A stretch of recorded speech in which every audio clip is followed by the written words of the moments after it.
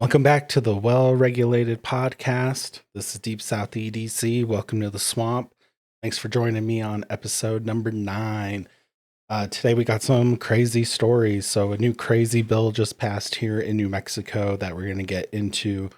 Has a lot to do with the law enforcement. Also, we had some crazy stuff coming over the border, so we'll touch on that.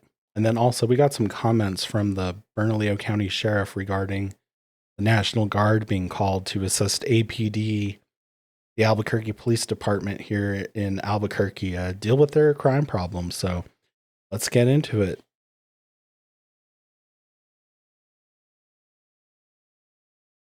All right. So this first story, there was a bill passed in the New Mexico State House, that lets non-citizens become police officers in the state. So let's go ahead and listen to this story here. Session is expanding to become law enforcement officers in New Mexico. It's the latest approach to fill law enforcement vacancies and offer a new opportunity to those without American citizenship. News 13's Chandler Farnsworth explains.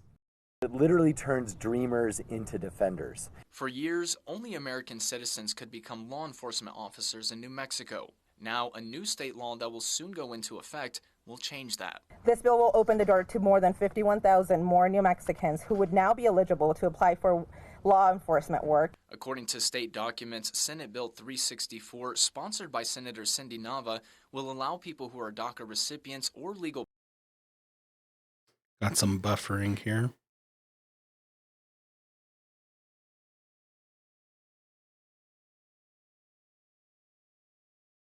Permanent residents to now become a police officer, marshal, or sheriff anywhere in the state. A legal permanent resident is someone who is legally allowed to stay in the country permanently but does not have citizenship. Supporters of the bill say this will help address law enforcement vacancies across New Mexico as they look to neighboring states like Texas and Arizona to attract new members. Anyone in the country who cannot be a police officer in their home state can then come to New Mexico. APD highlighted one of their officers' success story, explaining her journey from being born in Mexico to becoming a sworn officer here in Albuquerque. Officer Smith dreamt of working in uniform, but had to temporarily serve as a public service aide while working to get her citizenship. I started as a PSA. I learned a lot.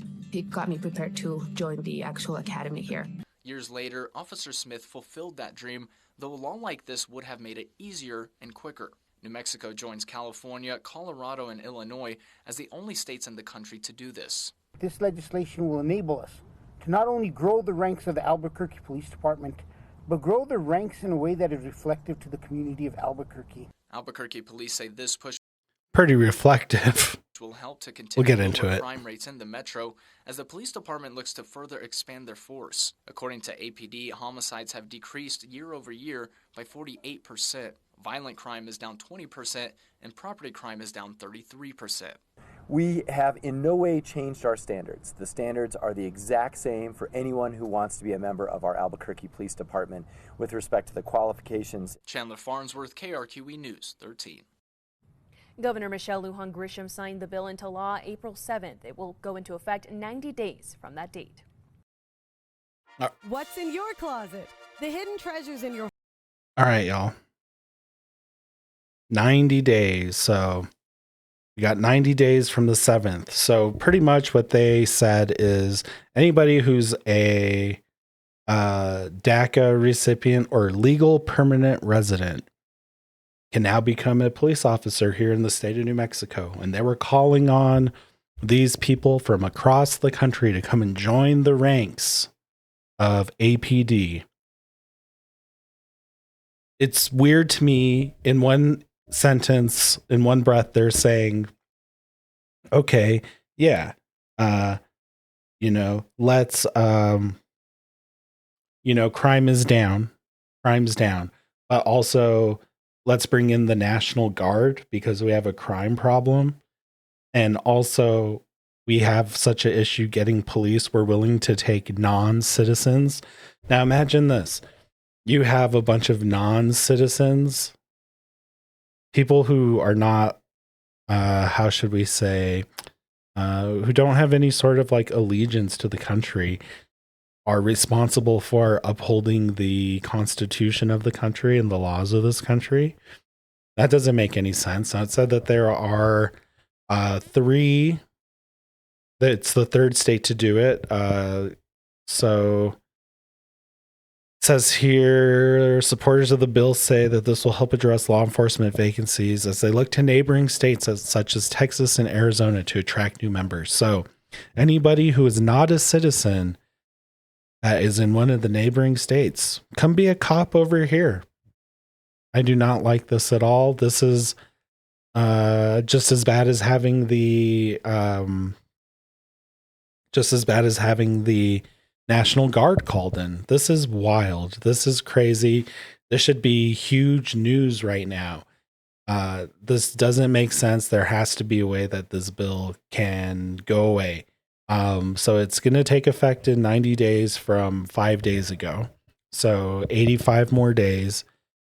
There needs to be some sort of federal legislation that bars non-citizens from becoming law enforcement officers. Now that just makes sense. It just makes sense. Right now, there's a huge immigration issue. I'm not saying like these people who are here legally are part of that problem. But what I'm saying is there's a huge immigration issue right now where it becomes part of an economic issue, and part of that economic issue should be prioritizing American citizens for those positions of employment. The police might be having a hard time getting members of police, and they're having to resort to getting or having to use these non-citizens as police. But that's just more of a reflection on the leadership of the police, which is a reflection of the leadership of the mayor who appointed the police chief. And that's really a reflection on the taxpayers and the voters, really. I'm sorry, I didn't mean taxpayers, but the voters. You guys voted for this. You guys could have chosen better. It's pretty rough. So something needs to be done about this. I don't know how we can raise awareness, but get ready, New Mexico, because you're going to have essentially, well, what could potentially happen is you'll have these units of non-citizen officers enforcing, whatever they want. And that's not good. Now, the police right now already kind of do that, enforce whatever they want. However, they are citizens of the country and can be held accountable. How could you hold one of those non-citizens accountable, especially if they're able to flee the country if they do something heinous? It said they highlighted a story from officer, let's see here. I want to find that. APD highlighted one of their officer success stories, explaining her journey from being born in Mexico to becoming a sworn officer in Albuquerque. Officer Smith, that's a Mexican name, huh? Officer Smith dreamt of working in uniform but had to temporarily serve in public service while working to get her citizenship. Years later, Officer Smith fulfilled that dream, though a law like this would have made it easier and quicker. No, that's bullshit. What was done there was correct.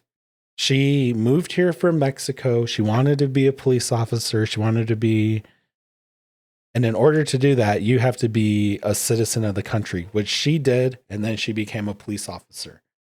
So you actually need to know civics. You get tested when you become a citizen. It's not just like any non-citizen, whatever title they put on it, DACA recipient or, any other temporary status or whatever. That's bullshit. Non-citizens as law enforcement officers, that is a no-go. You guys get ready, stay well regulated, because this is crazy. It's crazy. You can't have non-citizens of this country, of any country, being law enforcement officers of that country. It's just, no good is going to come of this. It's getting me fired up, and we got to figure it out. It's already too late. The bill's already passed, so something needs to be done either legislatively in the federal level or judiciously. This needs to be taken to court, and something needs to be done. Anyway, that's crazy. Make sure you guys leave a comment what you think about that story. That one is nuts. Make sure you guys are following me everywhere. You can follow me on X here. I bring the spice. Got some stuff, post the podcast, just some spice there. Also, make sure you guys follow me on the YouTube at Deep South EDC. You can actually follow me everywhere at Deep South EDC, and follow me on Rumble too at Deep South EDC. Find me everywhere, guys. I'm also on the Meta platforms, Facebook and Instagram, but I get banned there sometimes, so it's kind of unreliable. But make sure you follow along, leave a like, and let's get on to the next one. All right. This comes from Border Report. Let me wet my whistle.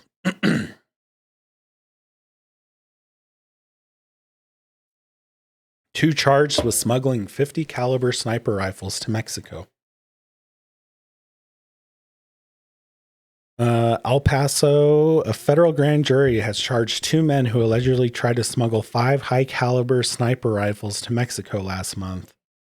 The prosecutors are seeking the forfeiture of the firearms, 5 50 caliber Barrett long guns, and 4 magazines for 50 caliber bullets. All right. I think they mean Beretta there. No, a Barrett? Yeah, a Barrett. Yeah, 50 caliber Barrett. There we go. A 50 caliber Beretta. That would be crazy. Wednesday's charges of unlawful smuggling of goods from the United States stem from the March 12th arrest of Oscar Sanchez Gonzalez and Arturo Martinez Aguilar as they allegedly attempt to drive to Mexico over the Calexico West port of entry. The U.S. Border Patrol Intelligence Unit was conducting surveillance at a residence where illegal activity was suspected when a Volkswagen Jetta arrived and parked next to the Chevrolet SUV. The two vehicles drove away from the house in tandem and parked near the corner of Cloak Road and Cole Boulevard. Agents observed Sanchez, the driver of the Jetta, step out and meet with the driver of the SUV. The agents saw the man transfer multiple bulky items from the SUV to the trunk of the Jetta. Then they drove off in different directions. Agents followed the Jetta and witnessed it travel to the southbound lanes to the port of entry towards Mexico. The agent called the Customs and Border Protection officers to stop the vehicle before it could cross the border. According to a federal complaint filed March 13th, officers asked Sanchez if he had anything to declare, and the driver of the Jetta said no. Border officers searched the vehicle anyway and allegedly found several items wrapped in black tape. One of the packages wasn't fully wrapped and allegedly held a firearm handle. Sanchez and his passenger Martinez were told to exit the vehicle. More in-depth inspection revealed the packages contained 5 unassembled 50 caliber Barrett rifles and 4 rifle magazines. Such rifles are designed for long-range shooting, and their bullets can penetrate armored personnel carriers, aircraft, radar dishes, according to the Violence Policy Center. There's a Center for Violence Policy, apparently. A rifle with those characteristics was used in the Jalisco New Generation cartel to shoot down a Mexican military helicopter in 2015, killing 9 soldiers and law enforcement. I wonder if it was like that shoulder-mounted one that AK guy used. That one was pretty cool. Now, that one was like anti-aircraft. In an interview with members of Homeland Security, Martinez allegedly said he had traveled from someplace to someplace with his friend Sanchez. He said they went to the resident's house, the cell phone store, and then McDonald's. He admitted being in the Jetta. That's about it. So they're smuggling rifles, 50 cals over the border, but into Mexico, which has always been a problem. It's just kind of crazy to see like big 50 cal rifles going across. It's also kind of weird to see that they had 5 rifles, but only 4 magazines. Where's the 5th one? Anyway, that's my complaint about that. I mean, how do you have, I mean, it's not my only complaint. But anyway, how do you have 5 rifles but only 4 magazines? Good job, Border Patrol. Stop the smuggling of weapons. Yeah, I don't know why they called them sniper rifles, though. They're anti-personnel. You could use, you know, I suppose a sniper could use a 50 cal. I mean, they do use a 50 cal to take out, well, it doesn't even matter. It's not necessarily a sniper rifle. It's an anti-personnel rifle. But I digress. Anyway, let me know what you guys think about that. I know that they've been real hard on the border. They've been, you know, securing the border, even, one might say. So, all right, let's get into this last story here. This is from KOAT Action News 7 here in Albuquerque, New Mexico. What the National Guard plans to do in New Mexico. Come mid-May, 60 to 70 guardsmen are set to assist police with public safety in the city. Not everyone is on board.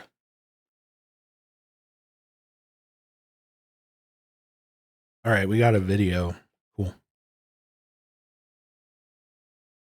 Probably gonna have to listen to the ad real quick. Now you can beat the IRS deadline and file for free. Don't know what I did. Answer a few questions. And anyway, sorry about that. Gotta hear the ad. Free now.